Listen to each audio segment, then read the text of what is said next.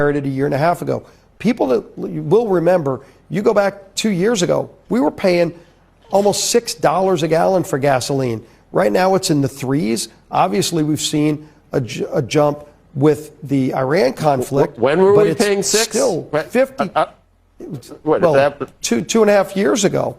I don't think we were. That wasn't the average price. If you look at where we are now, we're over 30% below where we were just 2 years ago. Today, we are 30% below where we were 2 years ago. It's still going to go lower when Iran gets resolved and the Strait of Hormuz gets open. But at the same time, did anybody want a nuclear-armed Iran? I think if you ask most normal people, they would say absolutely not. When they just slaughtered 30,000 of their own people, they were about to get a nuclear weapon. And President Trump stopped that. But that's going to get resolved. President Trump's negotiating that right now.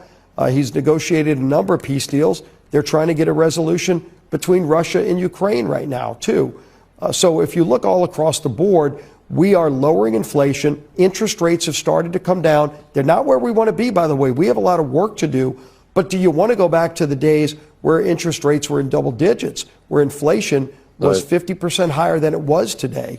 So we're bringing things down so that we can make life more affordable, but we have more work to do, and that's why we're going to hold the majority. You must have been on vacation in California. I think 2 years ago, in April of 2024, we were at about 365. So we're actually above where we were then. And I'm not. No, we were well into the fives under Biden. Well into the fives. At one point, not 2 years ago. Most of energy production shut down.